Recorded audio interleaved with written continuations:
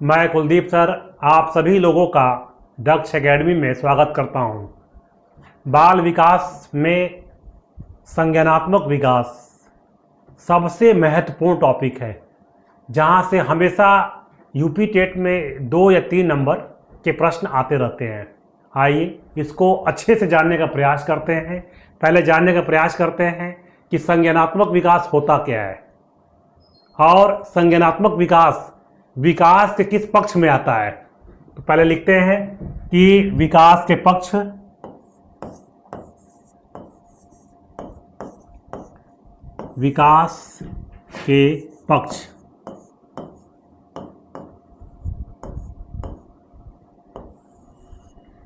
आपको last time पढ़ाया था मैंने कि विकास के पक्ष क्या क्या होते हैं।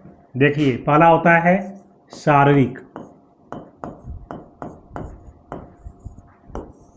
शारीरिक विकास।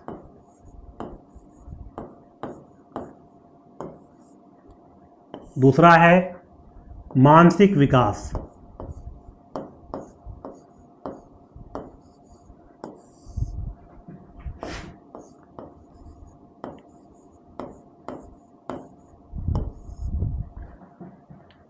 मानसिक विकास में ही संज्ञानात्मक विकास आता है।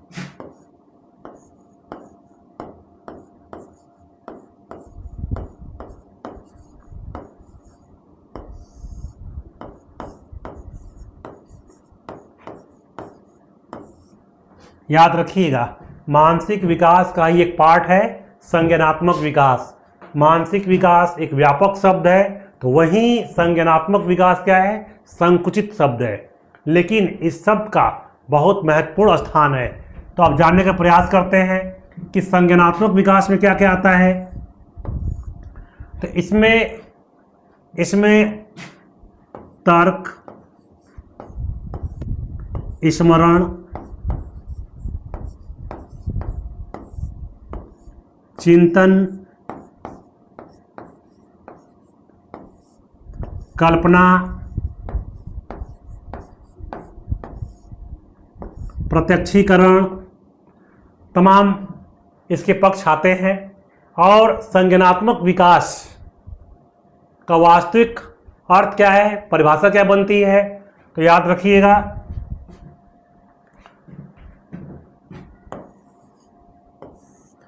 किसी समस्यात्मक परिस्थिति में अमूर्त चिंतन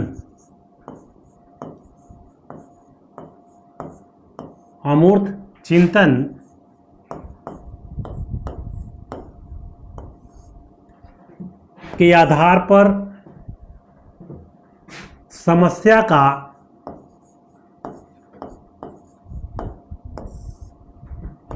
समाधान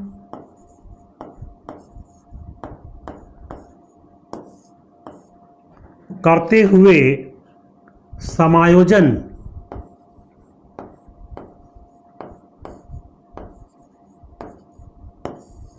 स्थापित करना ही संज्ञानात्मक विकास कहलाता है।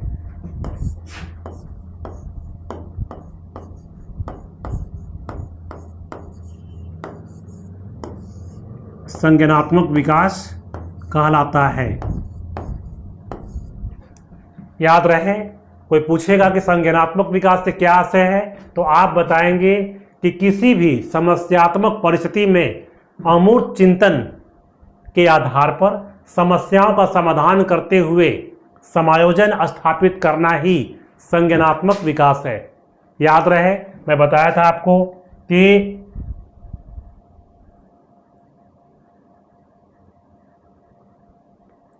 मैंने आपको कि विकास के पक्ष में मानसिक विकास का ही एक पार्ट है संज्ञानात्मक विकास। और इसकी शक्तियाँ क्या क्या हैं, तर्क है, स्मरण है, चिंतन है, कल्पना है, प्रत्यक्षीकरण है। इन्हीं के आधार पर व्यक्ति अमूर्त चिंतन करते हुए किसी परिस्थिति में समस्याओं का समाधान करते हुए समायोजन स्थापित करता है। इसे ही कहते हैं संज्ञानात्मक विकास। मैंने बताने का प्रयास किया था कि संज्ञानात्मक विकास का जनक किसे कहते हैं, तो याद रहे, स्विट्जरलैंड के निवासी जीन पियाजे को संज्ञानात्मक विकास का जनक कहते हैं। जीन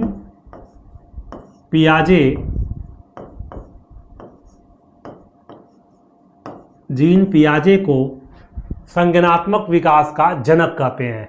जीन पियाजे स्विट्जरलैंड का निवासी था। याद रखिएगा, यूपी टेट में अक्सर पूछता है कि फला मनोवैज्ञानिक किस देश का निवासी था, तो उसी क्रम में याद रखना आपको है कि जीन पियाजे स्विट्जरलैंड के निवासी थे। और इन्होंने अपना संज्ञानात्मक प्रयोग अपने ही बच्चों पर किया था और स्पष्ट किया कि बच्चे संसार के बारे में अपने स्वतंत्र विचार के द्वारा समझने का प्रयास करते हैं, विचार तैयार करते हैं। इसके आधार पर इन्होंने एक निष्कर्ष दिया कि बच्चों में सबसे पहले विचार उत्पन्न होता है और विचार के बाद ही भाषा उत्पन्न होती है। जी, हम लोग जानने का प्रयास करते हैं कि जीन पियाजे ने संज्ञानात्मक विकास की कितनी अवस्थाएं दी हुई हैं। तो जीन पियाजे ने संज्ञानात्मक विकास की 4 अवस्थाएं दी हुई हैं। इन चारों अवस्थाओं के कारण ही इनको अवस्था सिद्धांत भी कहते हैं। पहली अवस्था का नाम है संवेदी गामक अवस्था।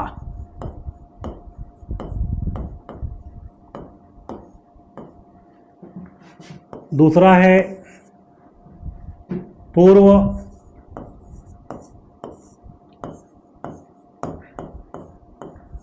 संक्रियात्मक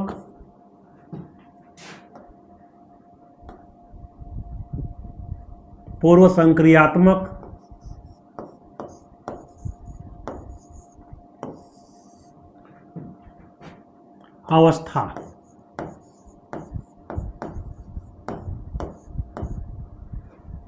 याद रहे, पूर्व संक्रियात्मक अवस्था को भी 2 भागों में बांटा गया है। पहला है पूर्व संप्रत्यात्मक अवस्था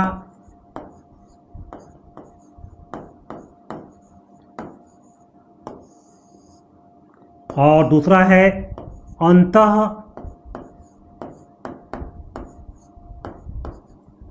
प्रज्ञकाल। इसे ही कहते हैं अंतर्दर्शी अवस्था भी। तो याद रहे, पूर्व संक्रियात्मक अवस्था को 2 भागों में बांटा गया है। पूर्व संप्रत्यात्मक अवस्था, दूसरा क्या है, अंतः प्रज्ञकाल। तीसरा है मूर्त या ठोस संक्रियात्मक अवस्था।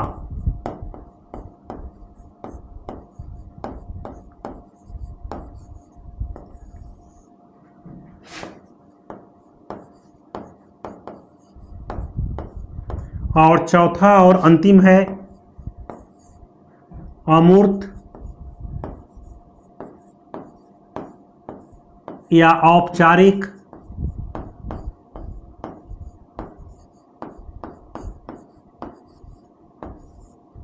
संक्रियात्मक अवस्था।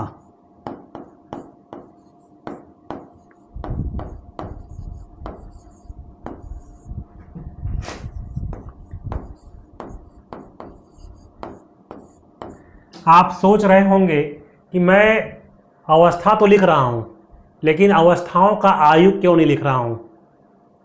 तो मैंने सबसे पहले आपको अवस्थाएं लिखकर ये बताने का प्रयास किया कि सभी अवस्थाएं एक निश्चित क्रम का पालन कर रही हैं और इनकी आयु देख लीजिए आप। संवेदी गामक अवस्था की आयु है 0 से 2 वर्ष। वहीं पूर्व संक्रियात्मक अवस्था की आयु है 2 से 7 वर्ष। अब याद रहे कि पूर्व संक्रियात्मक अवस्था के ही 2 पार्ट हैं।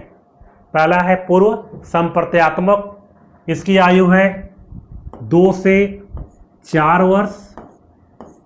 और अंतःप्रज्ञकाल या अंतर्दर्शी अवस्था की आयु है 4 से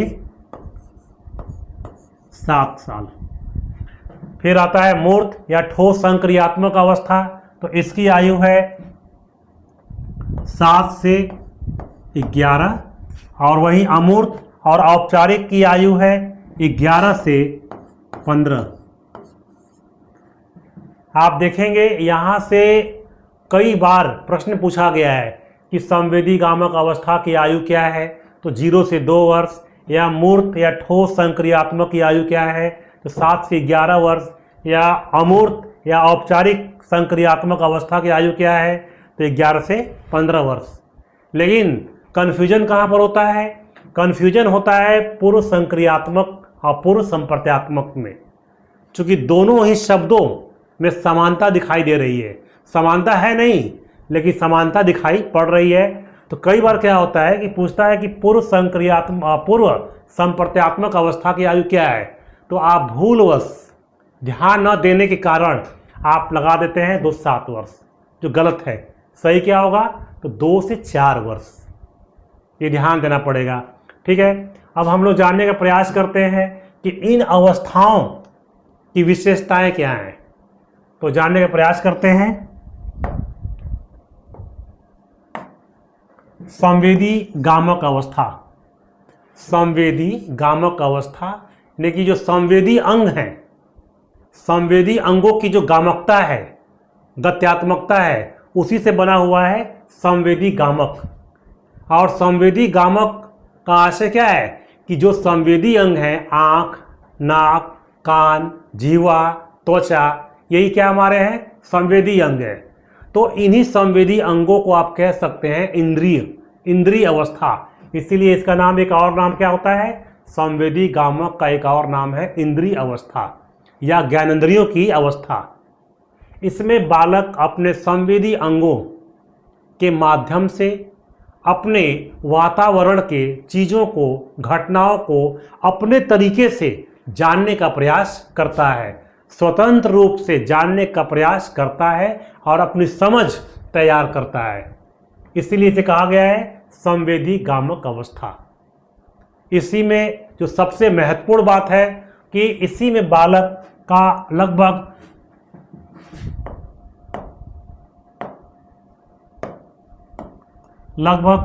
18 से 24 माह की अवधि में वस्तु अस्थायित्व का गुण विकसित होता है। वह पूछता है एग्जाम में कि वस्तु अस्थायित्व का गुण किस अवस्था में विकसित होता है, तो आप बताएंगे संवेदी गामक अवस्था। वो भी कब? तो 18 से 24 माह के मध्य, ये ध्यान रखिएगा। लेकिन वस्तु अस्थायित्व बनता है संवेदी गामक में, लेकिन प्रकट होता है ये पूर्व संक्रियात्मक अवस्था में। यहाँ बहुत लोग गलत समझ लेते हैं और अक्सर देखा गया है कि जब पूछता है कि वस्तु अस्थायित्व का गुण कब प्रकट होता है या कब विकसित होता है, तो वहाँ कन्फ्यूजन में गलती कर बैठते हैं। तो मैं फिर से दोहरा रहा हूँ कि वस्तु अस्थायित्व का गुण बनता है पहली अवस्था में, लेकिन प्रकट होता है द्वितीय अवस्था में। इसमें केवल आपको यही ध्यान देना, वस्तु अस्थायित्व पहला क्या है कि बच्चे अपने इंद्रियों के माध्यम से चीज़ों को, घटनाओं को जानने का, समझने का प्रयास करते हैं, और उनमें एक गुण आता है वस्तु अस्थायित्व। क्या आता है? वस्तु अस्थायित्व। अब प्रश्न ये उत्पन्न होता है कि वस्तु अस्थायित्व होता क्या है? प्रश्न ये उत्पन्न हुआ कि वस्तु अस्थायित्व क्या है? क्या है ऑब्जेक्ट परमानेंस?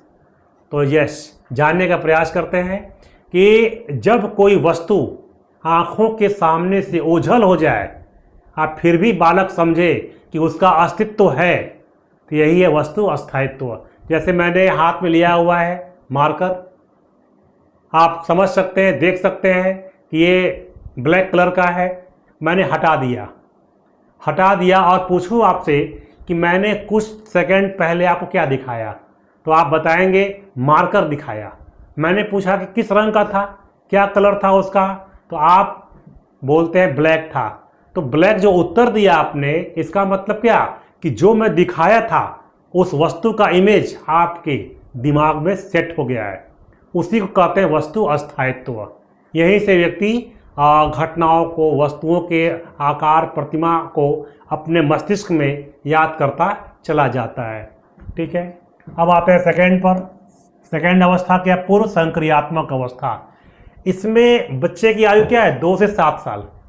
और इसमें बच्चा अपने वातावरण में नए नए चीज़ों को जानने का, समझने का प्रयास करता है, खोज करता है। इसीलिए जीन पियाजे ने कहा है कि बचपना क्या होती है?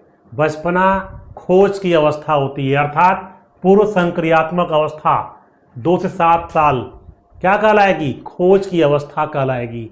जीन पियाजे ने इस अवस्था को स्पष्ट कर दिया है कि इसमें बच्चे खोजी प्रवृत्ति के होते हैं। ठीक है, इसका एक पार्ट है पूर्व संप्रत्यात्मक अवस्था। पूर्व संप्रत्यात्मक अवस्था में बच्चे में सूचकता और चिन्ह का विकास हो जाता है। याद रखिएगा, पूछेगा आपसे कि सूचकता या चिन्ह का विकास किस अवस्था में होता है, तो आप बताएंगे पूर्व संप्रत्यात्मक अवस्था।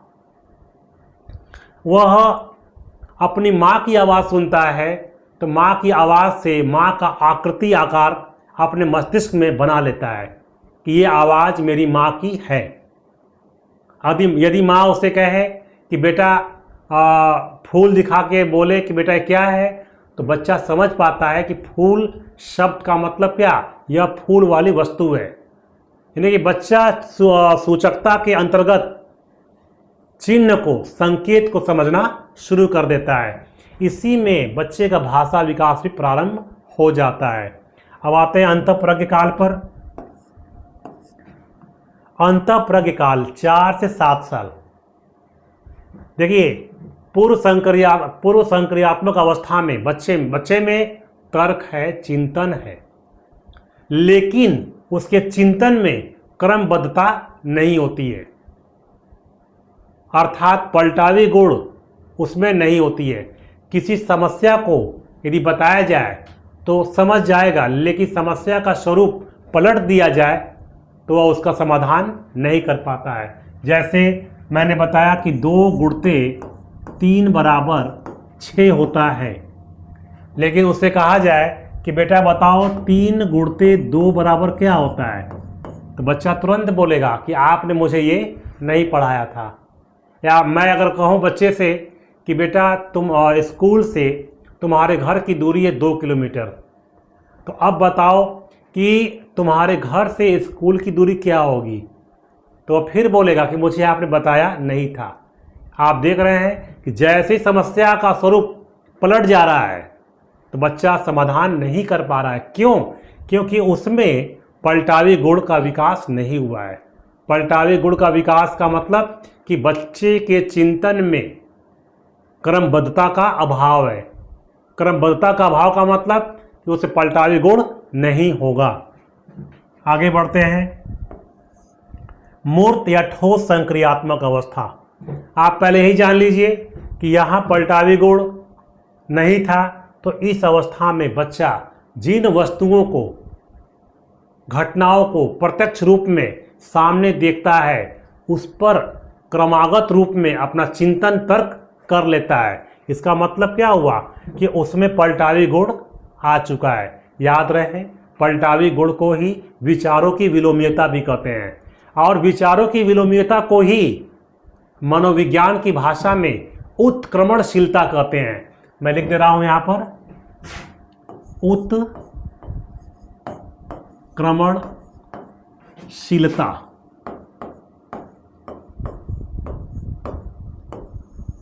यदि पूछा जाए आपसे कि उत्क्रमणशीलता क्या होती है, तो आप क्या बताएंगे? उत्क्रमणशीलता का अर्थ है कि बच्चे के चिंतन में क्रमबद्धता आ चुकी है और उसके आधार पर बच्चे में पलटावी गुण या विचारों की विलोमीयता का निर्माण हो चुका है। मूर्त या ठोस संक्रियात्मक अवस्था का बच्चा उत्क्रमणशीलता के आधार पर निर्णय कर लेता है, लेकिन जैसे ही उसके सामने से कोई वस्तु या घटना को हटा दिया जाए और फिर उससे प्रश्न किया जाए तो वैसी दशा में वह समाधान नहीं कर पाता है, क्योंकि 7 से 11 वर्ष का बच्चा केवल प्रत्यक्ष या मूर्त या ठोस वस्तु घटना पर ही संक्रिया कर सकता है। आइए जानते हैं आगे चौथी अवस्था, अमूर्त या औपचारिक संक्रियात्मक अवस्था। अमूर्त औपचारिक संक्रियात्मक अवस्था की आयु क्या है? 11 से 15 वर्ष। इसमें बच्चे का पूर्ण संज्ञानात्मक विकास हो जाता है। या पूछा जाए कि संज्ञानात्मक विकास का शीर्ष स्तर क्या है, तो आप बताएंगे अमूर्त या औपचारिक संक्रियात्मक अवस्था। आपके मन में आ रहा होगा कि औपचारिक यहाँ क्यों लिखा गया है। औपचारिक का मतलब होता है कि नियमबद्ध व्यवस्था। इस अवस्था में बच्चे में किसी भी विषय, वस्तु, घटना के प्रति नियमावली का ज्ञान हो जाता है। उसमें सीखे गए व्यवहार का स्थानांतरण करना, विश्लेषण करना, तर्क करना अर्थात निगमनात्मक तर्क करना, संप्रत्यय बनाना, परिकल्पना करना जैसे सभी संज्ञानात्मक गुण का विकास हो जाता है। ठीक है, तो ये ध्यान रखिएगा। इसके जो महत्वपूर्ण बातें मैंने बता दिया, और परीक्षा में यहाँ से अवश्य निश्चित रूप से 1 या 2 नंबर आएगा। मैंने देखा है कि अक्सर जो है यहाँ से पूछता है कि संवेदी गामक की आयु क्या है। फिर से याद कर लेते हैं हम लोग कि संवेदी गामक अवस्था की आयु क्या है, तो 0 से 2 वर्ष। फिर पूछेगा आपसे कि पूर्व संक्रियात्मक अवस्था की आयु क्या है, तो 2 से 7 वर्ष। फिर पूछेगा आपसे मूर्त या ठोस संक्रियात्मक अवस्था की आयु क्या है, तो 7 से 11 वर्ष। और अमूर्त औपचारिक संक्रियात्मक अवस्था की आयु क्या है, तो 11 से 15 वर्ष। कभी कभी क्या होगा कि अमूर्त हटा देगा, केवल पूछेगा आपसे कि औपचारिक संक्रियात्मक अवस्था की आयु क्या है। भूलिएगा नहीं, अमूर्त को ही औपचारिक संक्रियात्मक अवस्था कहते हैं। कभी कभी क्या होता है, पूछता है कि ठोस संक्रियात्मक अवस्था की आयु क्या है। तो कई बार आप केवल याद किए होते हैं मूर्त, तो होता है कन्फ्यूजन। तो याद रखिएगा, मैंने लिख दिया है कि मूर्त या ठोस एक ही होता है, और इसकी आयु क्या है, 7 से 11 वर्ष। चलिए, आज इतना ही जानने का प्रयास किए हम लोग, और इसके बारे में कल हम लोग और जानने का प्रयास करेंगे कि जीन पियाजे ने अपने संज्ञानात्मक विकास के अंतर्गत कौन कौन से संप्रत्यय दिए हैं। इसके बारे में हम लोग कल चर्चा करेंगे। तब तक के लिए धन्यवाद, मस्त रहिए।